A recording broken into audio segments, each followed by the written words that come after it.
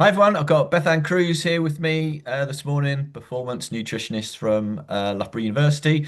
Bethan's had some great work in the press recently on electrolytes and protein, when to take it, etc., etc. So we'll tag that in at the end. But just thought we'd talk today about how we as director of sport can help our pupils with their own nutrition. So thanks for joining us, Bethan. Um, Great to be Let's here. let's start off. Let's say for our everyday pupils at school, what advice would you be giving directors of sport to give their pupils? Oh, so I guess something we see across the board with our young people and the young student athletes at whatever range is we really lack in like literacy of nutrition at the moment across the board. So few top tips that we try and incorporate into anybody's diet, whether they're a pro runner, whether they're just starting out, just doing a little bit of PE once a week, would be to make sure that at every single one of your meals, you've got the three key basics ticked off. So we need some protein in there. Generally, we need about a fistful size worth. So particularly thinking if that's meat based or fish based, it's about a fistful size worth. If it's plant-based, it might need to be a slightly larger portion. So if you've got veggie or vegetarian pupils, it's thinking about like where are they getting their sources from? Do they feel that they can be plant-based at school? And are there like options available in canteens for them to grab at lunchtime? The other components then would be making sure you've got a source of carbohydrates in there. Ideally, we want something whole grain. So whole grain rice, whole grain pasta is fantastic. Brown or seedy bread is amazing. Loads of fibre helps us stay satiated. So our pupils are fuller for longer, which is always a win. We know that improves concentration, less mucking about in lessons, all of those really good things. And then the last one, really underrated, and I think we pile it in the everybody knows this, so we don't bother talking about it category, but our fruit and veggies. So we know there's loads of great things about fruit and veggies, high vitamin C, high antioxidants, so great for recovery for our students that are doing sport or exercise, but also really good for immunity, which at this time of year, we do see an increase in illness, and obviously that results in time lost from education. So the more we can push that, hopefully the better we see attendance rates go anyway. But we see it has a massive link to health later on in life as well. So ability to not get poorly later in life and those slightly more sinister illnesses that might come with that. So as much fruit and fibre as fruit and veg as we can get on the plate is amazing. We want to try and go for highly coloured fruit and veg. So things like beetroot, carrots, peppers, much, much better off for you than things like potatoes and lettuces, which are a slightly more insipid colour and less rich and diverse in those really good minerals and vitamins that we're looking for. Great. And obviously at a number of our schools, we've got aspirational athletes who may be training three, four, five times a week, might be training at school, might be training at a club, might be training at a school and a club and an academy or whatever. So, Yeah. they're also using up a lot of calories. What advice would you give directors of sport when they're working with athletes like that?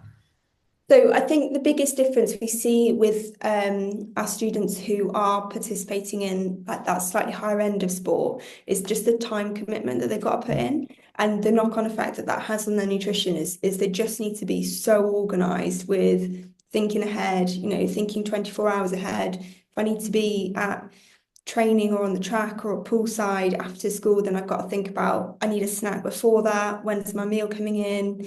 Like all of that thinking ahead can be quite taxing. But it's such good preparation for then the next step in life, which might be kind of higher education or slightly more structured training routines. So I guess my top tips would be to use two golden rules in terms of timing and nutrition. So one is if we're doing any kind of exercise, we need to have a high carb snack 30 to 60 minutes before you start your warm up. So that could be cereal bar, it could be a bagel with jam.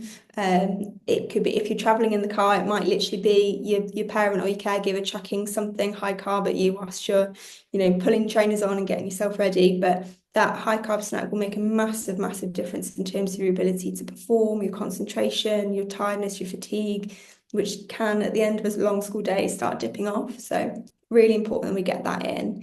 And then the next golden rule would be thinking 3 to 4 hours before your warm up starts. We need to have a nice high carb, but also well balanced meal. So For a student, that can be quite challenging in terms of your fixed lunchtime.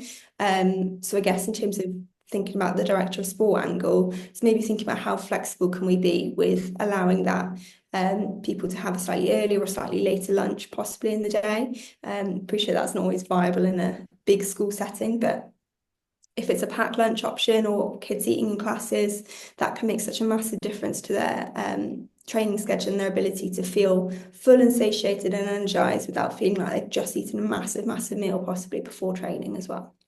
Yeah, that's good advice. And as obviously you and I know with some of the people we're mentoring at Loughborough, even student, it's a great habit to obtain, isn't it? Because when you go to university, you want to be able to have those skills and that knowledge.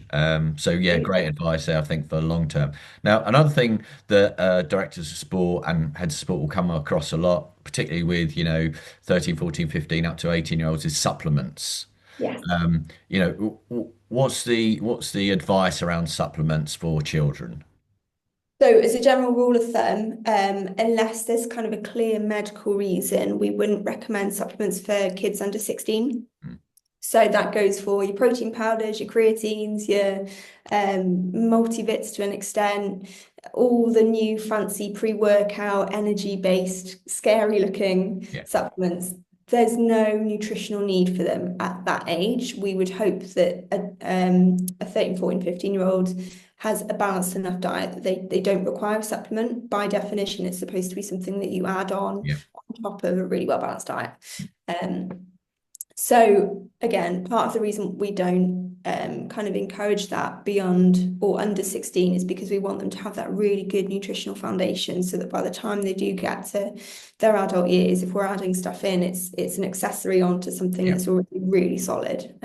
So that's a pretty black and white stance, but generally speaking, that's where we'd say. Yeah, and I think that's great advice, and it is very difficult for kids at school when if they're a rugby player, they're told they've got to get bigger.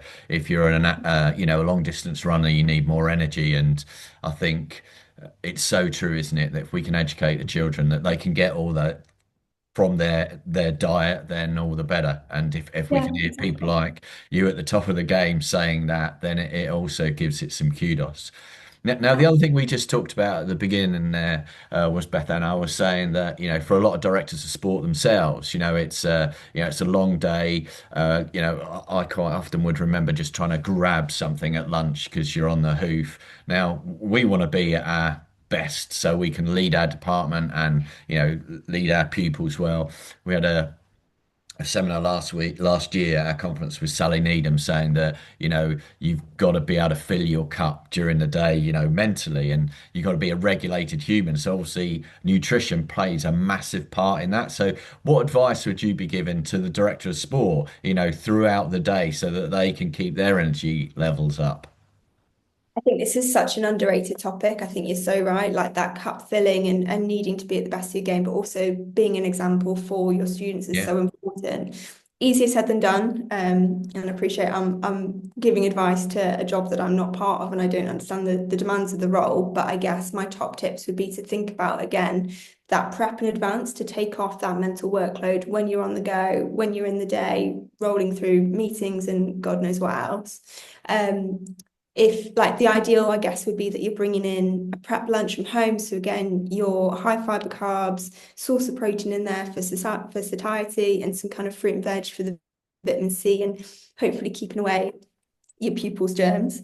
mm, If it's not something that you're able to do, like prepping lunch or putting leftovers in a Tupperware to take into work, it could be there are a whole range of meal prep companies at the moment that are yeah, doing really, really well at this. yeah, So Flourish is one, I think. Gym Kitchen, there's a whole range, and there's some that are more kind of sporty focused, so like yeah, gym type advertising, but there are some that are also kind of general well-being lifestyle type focus. So thinking more about your fiber and your vitamins and getting those in. yeah, Really nice option to just kind of tick the box. I guess in terms of like the top ups through the day, I think the big one that people miss out on is breakfast and the knock on effect that that has around about 10 a.m. when you're like, oh my God, I'm really crashing out. I need caffeine and something sweet to get me going and top that up. We know actually if you have breakfast first, you have something with carbs, there's a source of protein in there, which people find really hard at breakfast. But even if it's like 300 mils of yogurt. That's a massive Mm, bonus for your satiety and also for maintaining your protein balance through the day. Um, but other snacks, like I think it's easy to go to the vending machine and grab sweets, crisps, chocolate, and that's fine, like in moderation, no problem with that.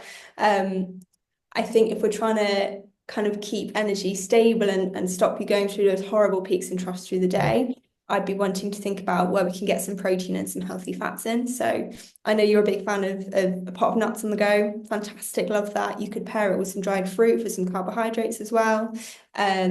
Or things like I love like a nuts and seeds bar. So mm. good healthy fats from the nuts and seeds. Um, you could do apples with peanut butter, cucumbers with low fat soft cheese, big fan of that one, or pretzels. So we're always thinking about instead of just having just carbs or just fats as your predominant food group, how can we pair a couple of them together because those interactions help with satiety and keeping you nice and full and stopping those massive Mm. fluctuations in energy. You know what? When you say it like that, we talk a lot to directors of sport about strategy. Well, this is strategic.